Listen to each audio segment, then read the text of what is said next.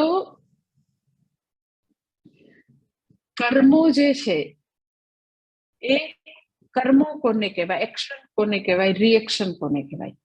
Action એ છે જે હું કરું છું, કરતા મોજૂદ છે.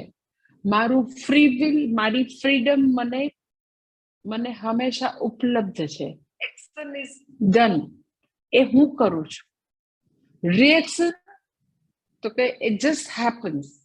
રિએક્શન જે છે એ કોઈ વ્યક્તિ કરતી નથી, એ જસ્ટ થાય જ, એમ જ થાય છે.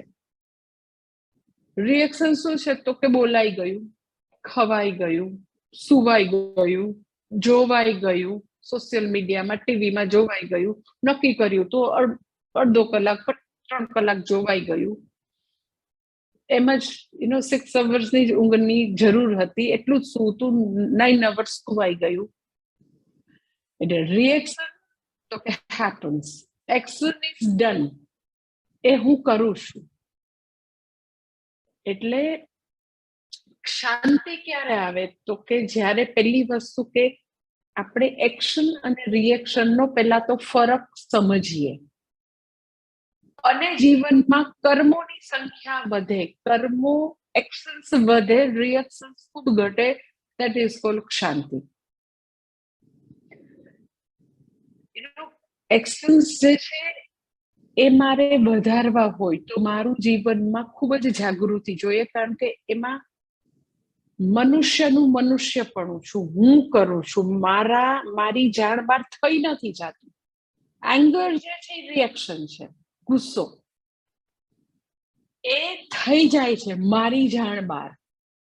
ઇનવેરિયેબલી લોકો, સ્પાઉસ, પતિ પત્નીમાં તો મેં ખાસ જોયું છે કે બે એકબીજા ઉપર ગુસ્સો કરે અને પછી એમ કે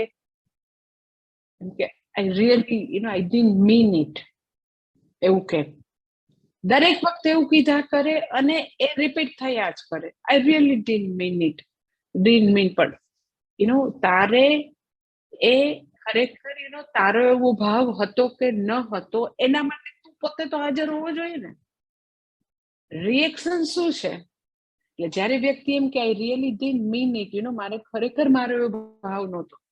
પણ રિએક્શન શું છે? કે જેમાં વ્યક્તિ પોતે ગેરહાજર છે, એના ઇમ્પલ્સ, એના આવેગો એનો કબજો લીધો છે. વ્યક્તિ તો છે જ નહીં ત્યાં, કર્મોમાં વ્યક્તિ હાજર છે, પ્રતિક્રિયામાં એના આવેગોએ કબજો લીધો છે, એના ઇમ્પલ્સ, એની અંદર જે આવા પ્રકારની મિકેનિકલ વસ્તુઓ છે, આવેગો છે, એ સંપૂર્ણપણે એનો કબજો લઈ લે છે.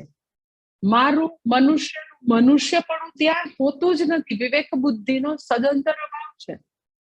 તો ક્યાંથી મેં કર્મ કરેલું હોય તો વ્યક્તિ એમ કે ખરેખર મારો એવો ભાવ નહોતો, સોરી હું બીજી વાર નહીં કરું. પણ બીજી વાર તે ખરેખર થોડું કર્યું છે, એ તો આવેગોએ કર્યું છે. વ્યક્તિ તરીકેનું મનુષ્યપણું તો ચાલી ગયું હતું. મનુષ્ય ત્યાં સુધી છે જ્યાં સુધી કર્મ કરે છે. એક્શન્સ